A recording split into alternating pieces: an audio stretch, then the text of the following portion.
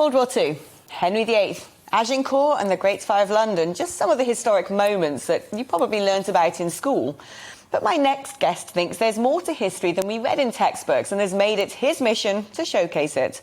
Alex Deane is the author of Lessons from History, a look at some of the obscure moments of the past. The former Conservative Party aide wrote the book during lockdown and was a social media hit with his weird and wonderful historic tales. So ahead of schools heading back to the classroom in September, is it time to rethink the history curriculum? Alex joins me in the studio to discuss that very question. I loved following your Twitter feed and your historical nuggets. They kept so many people entertained, delighted at this nation's history. And there's a lot to enjoy. I mean, it's a huge, rich tapestry of events. There is, but I fear, actually, as you were talking in your introduction about our school curriculum, that people are going to get rather less than you described, rather than more. I might want people to explore the stories that have been neglected in our education, but the education that people are getting now, I fear, is increasingly taught by people and increasingly guided by people who think that this generation has a monopoly on wisdom, and that everyone who came before us is some various shade of bigot whose statues got to be torn down, and we live in a kind of glorious year zero. So there was, I confess, a bit of, in amongst the jokiness of the history stories which I love telling, there was a bit of an attempt to point to the wisdom of our forebears, because I fear, as you were talking about Henry VIII and Agincourt and so forth, I worry that's not getting taught now. I worry that's actually not the kind of thing people get in their history lessons. Is this modern craze about essentially repoliticising the past, using past battles and past prejudices and past behaviours which are totally out of sync with today's world, but then retrospectively trying to make them relevant to today, which will only fuel a sort of sense of hating the country or thinking there's something inherently wrong with Britain's past? And I think that's an attitude that is uniquely shown in this country. In most other countries, people look at their history, they might say warts and all, but they find the things to cherish. They believe in having heroes and champions. They believe in having those that they will literally put on pedestals and say, here was a good man or woman whose example we can follow.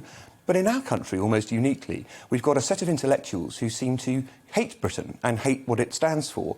Well, I don't, and if that's your perspective, you probably shouldn't read this. Why has it become such a fashion to do down our ancestors, to do down our heritage, to constantly talk about colonialism as if it was just one giant succession of pure evil, and not actually discuss things like the benefits it might have brought the world, and actually not represent the fact that standards and mores of the past are naturally going to be different, and you have to be, to a degree, culturally relativist when it comes to assessing history? So I'll try and answer your question straight. I think some people want to view history like that because they want to judge us in boxes. They want to put individuals into, you are this colour and therefore you are like this. You are this sex and therefore you are like that. And if you do that, and if you pursue that path, then you start judging the past on that basis too. And you start evaluating everything based on the notion that you must be assigned into a particular area.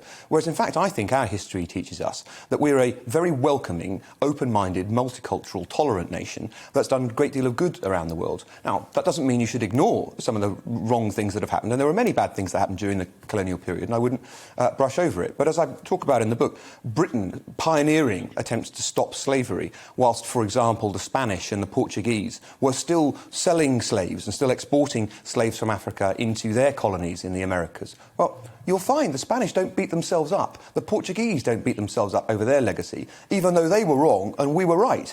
So we're in this very peculiar situation now, where the country that was on the right side of history, on a big issue people like to talk about at the moment, is uniquely doing itself down. And the countries that were in the wrong don't seem to care. Is there a risk, though, that it can go the other way when analysing history? I mean, I actually did history up to A-level, all those gazillions of years ago. And up until sort of GCSE, I largely remember learning kings and queens and chronologies and things like that. And then actually, I think GCSE talked about Russia, actually, which we're talking about today. I think we did the Russian Revolution. Then my A-level was just bonkers. It was the Spanish economy in the 18th century or something, obscure. Is there, the way we're teaching history at school, is there a risk that we either sort of just teach people facts and it becomes almost cartoonish, one's perception of the heritage of the country?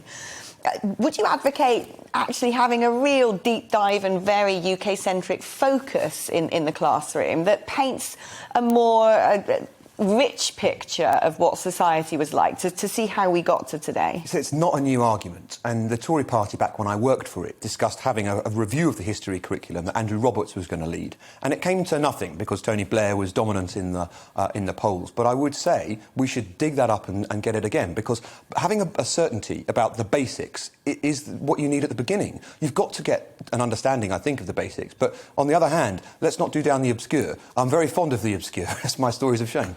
Yeah, no, let's talk about this book. It's an utter treasure.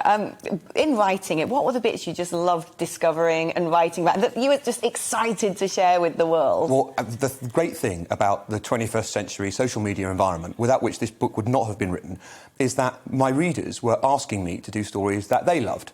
And if one person put their hand up and they'd been following Deane Histories online and they were enjoying it, then chances were that someone else would as well. So I learnt a great deal as I was writing it. It was crowdsourced, and given my spelling and some of the things I got wrong, it was crowd-edited. And then it came to these fantastic publishers at Bite Back who kindly put it together and were much more professional than me in putting it into one place. But I was excited by the enthusiasm that the people I was talking to had about history. I started doing this as a distraction for myself. I had no idea that it was incredibly flattering to have the millions of readers online that it has had. And so that, for me, has been the great part, finding out what other people were interested in and then being privileged enough to tell the story and get to put it in a book as well. And if you could teleport yourself back to one era of British history, where are you going and why? Oh, I think it's very hard to look past our darkest hour and to see the determination of our country as it stood alone. And I think that if you think about our country from Dunkirk on, if you think about Britain during the Battle of Britain and some remarkable moments of heroism, I think that is something that, whilst incredibly dangerous, it's incredibly privileged to think about that greatest generation and the debt that we owe them. It seems that we traduce that rather a lot. Let's not forget, some of them are still with us. Some of them are still remembering the fight that they did and the sacrifice that they made. And I would love to, not without being flippant about it, because it was incredibly dangerous and incredibly hard for people, that's what I would like to see. And if you were going to avoid or wipe out a century, what was our ugliest part of our nation's history? I don't know if it's just Britain, but the 14th century is pretty bad all round. There's almost nothing good that comes out of it. There's a lot of plagues, there's a lot of misery. Quality of life ain't great. Probably the troubled 14th.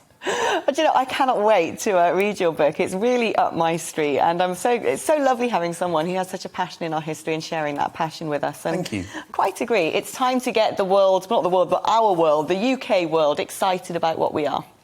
Here you are, Alex Deane, isn't he fantastic? And I think we've got to go close-up of the book, so you should go out and buy it at once. And Alex, before you go, would you consider this a sort of sit-down long read, or is it what my dad would rather ungainfully call a bog book? This is definitely aimed at the stocking filler Lou read. There's 94 stories in here, not many of them more than 2 pages long. It's a quick flip. There you are, that answers my question.